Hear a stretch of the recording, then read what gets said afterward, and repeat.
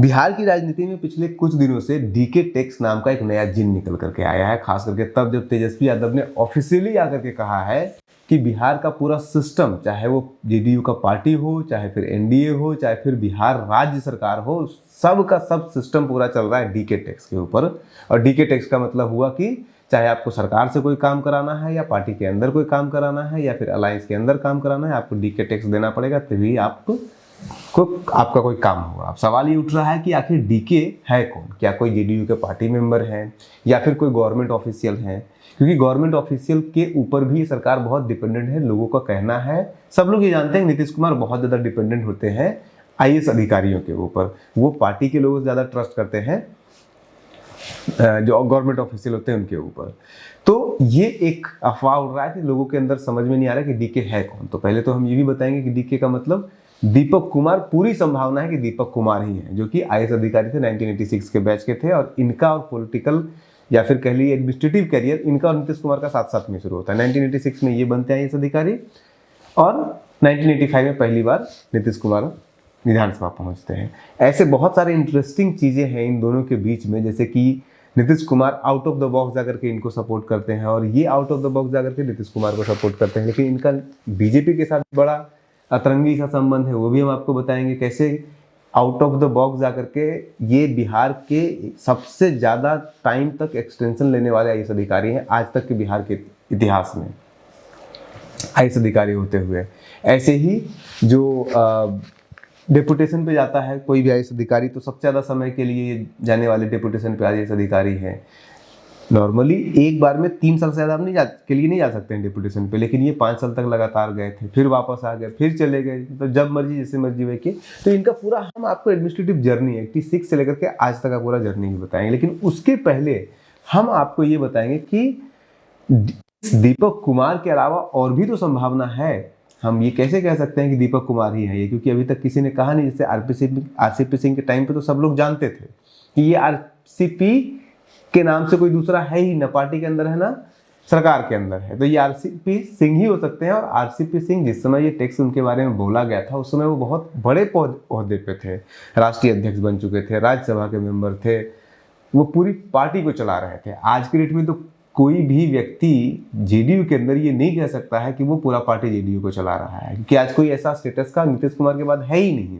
एक टाइम था जेडीयू के अंदर जॉर्ज फर्नांडिस हुआ करते थे, शरद यादव हुआ करते थे, केसी त्यागी होते थे, पवन खेड़ा होते थे, बहुत सारे लोग होते थे जो कि अच्छे खासे एक्सपीरियंस लोग होते थे, अलग अलग फील्ड के थे और संभाल रहे थे पार्टी के। आज के डेट में ऐसा कोई भी नहीं कह सकते हैं। ललन सिंह के जाने के बाद, ललन सिंह को साइडलाइन होने के बाद वो अब दिल्ली में सेंटिंग हो चुके हैं। या फिर कोई और भी नाम लीजिए, संजय झा आज की डेट में है, विजय चौधरी है, अशोक चौधरी है, यही तो 4-5 नाम है। तो इसमें किसी में डीके तो नहीं आ रहा है। तो पहला तो यही कि डीके जो भी है ये पार्टी के व्यक्ति तो है नहीं।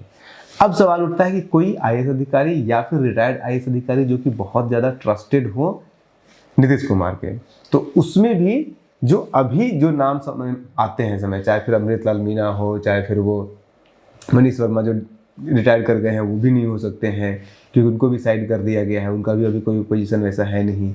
या नहीं तो प्रत्यय अमृत है, अनुपम कुमार है, आमिर सुबहानी है, जितने भी स्ट्रॉन्ग के पाठक हो या फिर एस सिद्धार्थ हैं, किसी के नाम में भी आपको डीके नहीं आता हुआ दिखेगा। तब ये सवाल उठता है कि आखिर फिर डीके है कौन ये। तो हम बिहार के अंदर जितने भी आईएएस या बड़े बड़े अधिकारी हैं जिसका नाम डीके हो सकता है, उन सभी का हम प्रोफाइल आपको देंगे और उसमें से फिर आप खुद समझ जाएंगे कि ये डीके कोई और नहीं दीपक कुमार ही है, जब उनका प्रोफाइल लिखेगा कि कैसे दीपक कुमार का पूरा प्रोफाइल बाकी सबके सामने कहीं ज़्यादा आगे है, कहीं ज़्यादा अलग है, कहीं ज़्यादा पावरफुल है। तो इन नामों में से पहले हम उन नामों को छांट लेते हैं जो नाम नहीं हो सकते, जिनकी संभावना सबसे कम है ऐसा बनने के लिए, मतलब डीके का ओहदा पाने के लिए, डीके टैक्स लगाने के लिए। हालांकि वो बात और है कि तेजस्वी यादव भी बोल चुके हैं कि वो भी बताएंगे, समय आने पे बताएंगे, लेकिन वो तो बाद में बताएंगे। पहले हम आपको न्यूज़ हंटर पे बता देते हैं कि और कोई नहीं, यही हो सकते हैं। इन पॉसिबल अधिकारियों में से जो नाम मुख्यतः आते हैं उसमें से एक है दीपक कुमार, एक है दिनेश कुमार राय, एक है दीपक कुमार सिंह, एक है दीपक कुमार मिश्रा, एक दो सिर्फ दीपक कुमार हैं।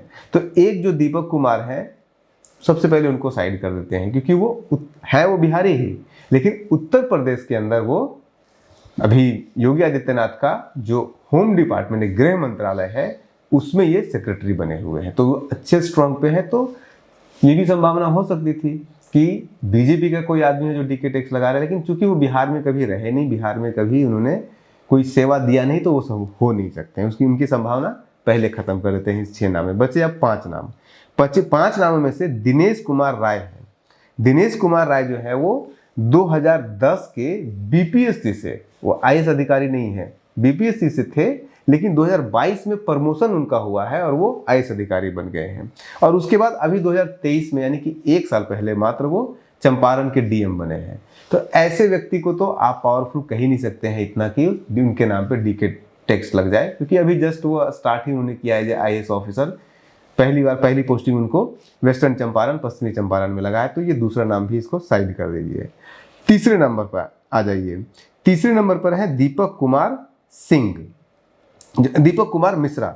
दीपक कुमार मिश्रा जो है वो 2019 बैच के आईएएस अधिकारी हैं। तो अभी तो जुम्मा 4 दिन हुआ है, तो ये भी नहीं हो सकते हैं, ये तीसरा नाम भी कट गया।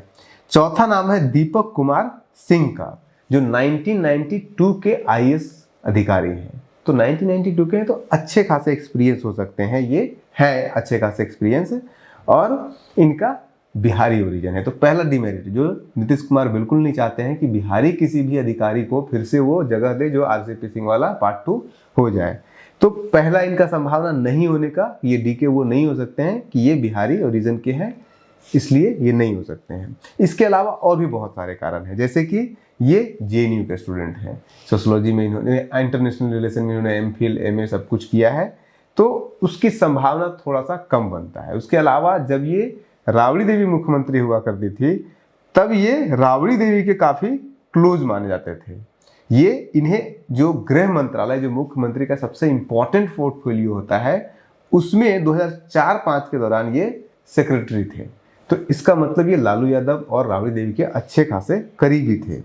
अब इसका एक और देखिए कि जैसे ही बिहार के अंदर राबड़ी देवी की सरकार जाती है, फरवरी में चुनाव होता है 2005 में, उसमें नीतीश कुमार के आने की संभावना बढ़ जाती है। उसके बाद फिर राष्ट्रपति शासन लग जाता है, ये करते हैं अप्लाई यहाँ से भागने का, ये चले जाते हैं डेपुटेशन पे सेंट्रल गवर्नमेंट में। यानी कि 2005 से लेकर के ये 2011 तक ये उधर ही रह जाते हैं, डेपुटेशन पे रह जाते हैं लगातार 6 साल के लिए। तो लगातार 6 साल के लिए कोई डेपुटेशन पे जा रहा है तो वो पहुंच वाला अधिकारी होगा, और उसमें यूपी की सरकार आ चुकी थी। तो लगातार 6 साल के लिए कोई डेपुटेशन पे जा रहा है, इसका मतलब कि वो पहुंच वाला आदमी है, पहुंच वाली सरकार का व्यक्ति है, और नीतीश को इनके राबड़ी देवी के करीबी भी था। तो ये अक्टूबर 2005 में नीतीश कुमार आते हैं, और उसी साल ये निकल जाते हैं डेपुटेशन पे, 2011 तक वहीं रहते हैं। 2011 में वापस ये बिहार आते हैं, क्योंकि बिहार कैडर के ये अधिकारी थे, तो बिहार आते हैं। लेकिन बिहार में इनको अच्छा कोई बढ़िया कोई मिनिस्ट्री या बढ़िया कोई पोर्टफोलियो नहीं दिया जाता है। इसका मतलब साफ है कि नीतीश कुमार के करीबी नहीं थे, नीतीश कुमार के पसंदीदा नहीं थे। उसके बहुत सारे कारण मैंने दिए हैं, जैसे कि इनको जो है वो हैंडलूम हो गया, सिल्क हो गया, ये सब डिपार्टमेंट इनको दे दिया जाता था। एजुकेशन में एडिशनल सेक्रेटरी इनको बनाया गया है। एक बार सोचिए, एडिशनल सेक्रेटरी बनाया गया है इनको के पाठक के अंदर में।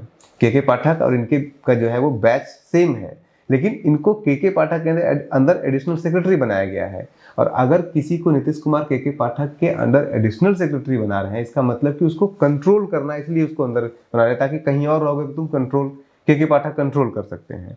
तो इन सब चीज़ों को अगर देखिएगा, उसके बाद फिर इनके आने के पीछे एक कारण ये भी हो सकता है कि चंद्रशेखर उसमें शिक्षा मंत्री थे, तो एजुकेशन सेक्रेटरी क्या पता चंद्रशेखर ने इनको बनाया, और आरजेडी का इनके साथ बढ़िया संबंध रह चुका है। तो ये भी हो नहीं सकते हैं, डीके नहीं हो सकते हैं। जो आपके दीपक कुमार सिंह हुए, ये भी डीके नहीं हो सकते हैं। और वैसे भी अगर डी तक आरसीपी सिंह था तो आरसीपी टैक्स लगता था, तो दीपक कुमार सिंह है तो सिंह हटा के भी टैक्स लग सकता है, डीके टैक्स, लेकिन अब ये संभावना है नहीं। इसके बाद जो यूपी के दीपक कुमार है, उसका मैंने संभावना पहले ही खत्म कर दिया। अब बचते हैं एकमात्र दीपक कुमार, जो हो गए 1986 के आईएएस अधिकारी, जो मूलतः दिल्ली के हैं। इनके अंदर वो सारी संभावनाएं आपको दिखेगी जो कि डीके हो सकते हैं, ये टैक्स लगाने के पोजीशन में है। हालांकि आज के डेट में इनको पब्लिक डोमेन में कहीं नाम नहीं सुनिएगा, ना तो ये कोई पार्टी में कोई पद लिए हुए हैं, लेकिन मुख्यमंत्री के काफी क्लोज है ये। अब इनका थोड़ा सा हिस्ट्री देखिए उठा करके। सबसे पहला हो गया नॉन बिहारी है ये।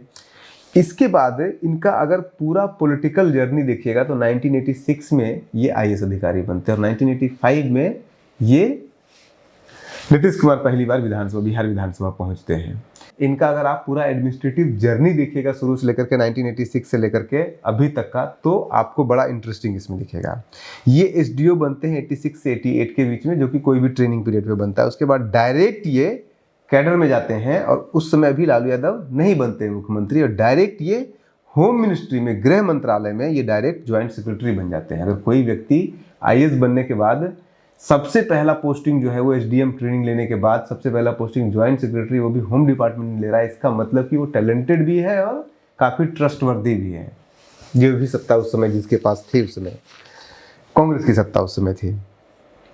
इसके बाद फिर ये डिप्टी डेवलपमेंट कमिश्नर बनते हैं मुंगेर के, पूर्णिया के, बक्सर के। लेकिन लालू यादव जैसे ही आते हैं, इनको लगातार किसी न किसी जिले में रखते हैं। पटना में अपने साथ नहीं रखते हैं लालू यादव इनको।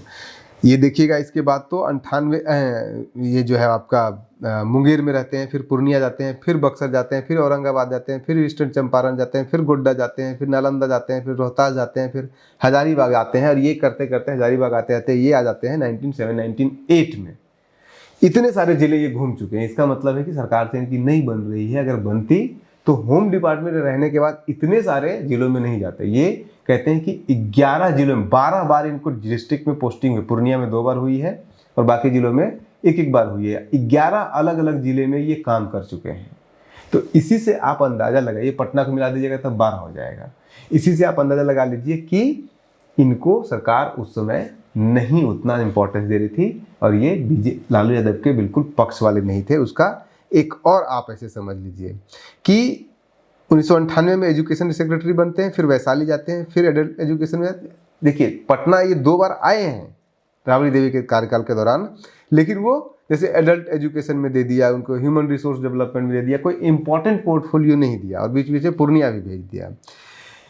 1999 में जब अटल बिहारी की सरकार आ जाती है केंद्र में, इससे पता चलेगा आपको कि ये प्रो बीजेपी भी है। कहीं ना कहीं बीजेपी के साथ इनके अच्छे कॉर्डियल रिलेशनशिप थे। 99 में वाजपेयी जी की सरकार आती है और 2000 में ये भाग जाते हैं केंद्र सरकार में। केंद्र सरकार में जैसे ही ये जाते हैं, 2002 में ये केंद्र सरकार का डेपुटेशन पे 2000 में, साल 2000 में डेट भी देख ली, 27 जून 2000 को ये सेंट्रल गवर्नमेंट के डेपुटेशन पे जाते हैं, जब बिहार के अंदर मुख्यमंत्री राबड़ी देवी दोबारा बन जाती है। नीतीश कुमार के मुख्यमंत्री बनने की संभावना नहीं रहती है। 6 दिन 7 दिन का सरकार नीतीश कुमार की गिर जाती है, तब ये चले जाते हैं सेंट्रल डेपुटेशन पे।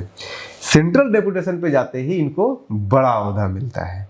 सेंट्रल डेपुटेशन पे इनका पहला ही जो था वो ओएसडी थे, मिनिस्टर के स्टाफ में थे फाइनेंस डिपार्टमेंट में। उसके बाद फिर वो प्राइवेट सेक्रेटरी बनते हैं फाइनेंस डिपार्टमेंट 2002 से लेकर 2002 में। उसके बाद फिर लंबा छलांग एक्सटर्नल अफेयर मिनिस्ट्री में जाकर के एडमिनिस्ट्रेटिव ऑफिसर, फिर पहले प्राइवेट सेक्रेटरी बनते हैं, एडमिनिस्ट्रेटिव ऑफिसर बनते हैं, हेल्थ डिपार्टमेंट जाते हैं, वहाँ पर डायरेक्ट सेक्रेटरी बन जाते हैं। और फिर उसके बाद फिर चूँकि इनका टाइम पीरियड खत्म हो जाता है, 5 साल इनका पूरा 2000 से लेकर के 2005 तक ये वहाँ रहते हैं, फिर इन्हें वापस आना होता है। और 5 साल से इनको 6 साल नहीं मिलेगा। क्यों नहीं मिलेगा 6 साल?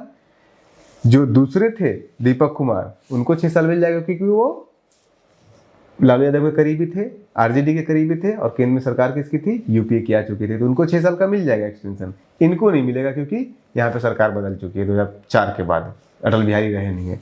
5 साल के बाद इन्हें वापस आना पड़ता है काम करने के लिए बिहार में, या फिर कहिए कि चूंकि संभावना बन जाती है नीतीश कुमार का अब सत्ता में आना था, तो ये वापस आते हैं। और आते ही इनको हेल्थ डिपार्टमेंट दिया जाता है। नीतीश कुमार इनको हेल्थ डिपार्टमेंट देते हैं। और सबसे इंपॉर्टेंट आने के बाद जो उन्होंने काम किया था नीतीश कुमार ने, शहरों को मुक्त करना, बढ़िया बिल्डिंग बनाना, रोड बनाना, ये सब करना। तो इनको अर्बन डेवलपमेंट, हाउसिंग डेवलपमेंट में इनको ला करके दिया जाता है, सेक्रेटरी बनाया जाता है। और ये लगातार अच्छे पद पे रहते हैं, अर्बन डेवलपमेंट में रहते हैं। फिर ये पर्सनल एंड जनरल एडमिनिस्ट्रेशन में जाते हैं। फिर ये होम अफेयर्स में चले जाते हैं। 2013 में ये होम अफेयर्स में भी रहते हैं नीतीश कुमार के साथ।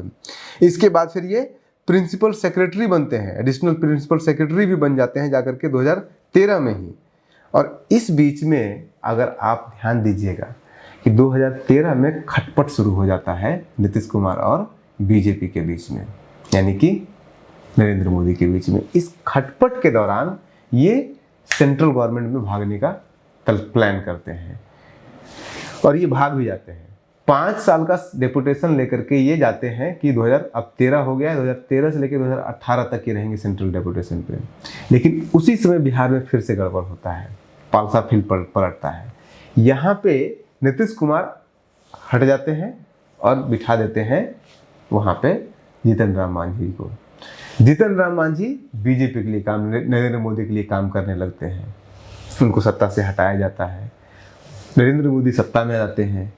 ये सब प्लॉट होते होते फिर से ये आ जाते हैं बिहार में अपना सेवा देने के। 2015 तक बिहार में रहते हैं ये, जब जीतन राम मांझी, नीतीश कुमार ये लोग थे। लेकिन 15 में जब बिहार में बम्पर वोटों से नीतीश कुमार की जीत होती है, महागठबंधन की सरकार बन जाती है, तो इनको समझ में आ जाता है कि संभवतः ये संभावना है, हाइपोथेटिकली मैं कह रहा हूँ, कि यहाँ पे बहुत ज़्यादा स्कोप इनके लिए बचेगा नहीं, क्योंकि अभी तक ये नीतीश कुमार के सामने एक्सपोज हो चुके थे कि ये कहीं ना कहीं टिल्टनेस इनका ज़्यादा क्लोज ये बीजेपी की तरफ थे। ये छोड़ के दोबारा चले जाते हैं डेपुटेशन पे। अब सोचिए कि ये व्यक्ति पहले भी डेपुटेशन पे रह चुके हैं और फिर से दोबारा डेपुटेशन पे चले जाएंगे। 2015 में फिर जाते हैं ये और 18 तक ये डेपुटेशन पे ही रहेंगे। यही है इनका कि ये 2013 में डेपुटेशन लेते हैं डायरेक्ट 18 तक का, 5 साल का। लेकिन फिर 6 महीने के बाद 2013 में ही वापस आ जाते हैं 14 में, और फिर से 2015 में वापस चले जाते हैं डेपुटेशन पे, और फिर उसके बाद 2018 में आते हैं। एक मनमर्जी, जब चाहे जाएंगे, जब चाहे आएंगे, और फिर ये वापस जाएंगे डेपुटेशन पे।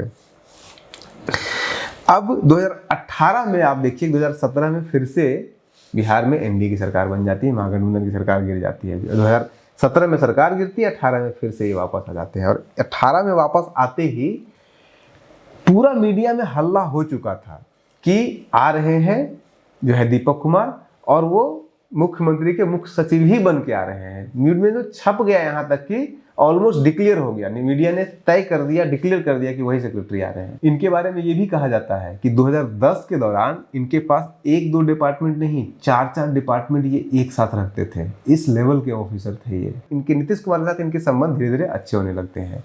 2020 में, जनवरी फरवरी में 2020 में इनका रिटायरमेंट था। अब 2020 में अगर आप ध्यान दीजिएगा तो बिहार में भी इनकी सरकार है, केंद्र में भी इनकी सरकार है।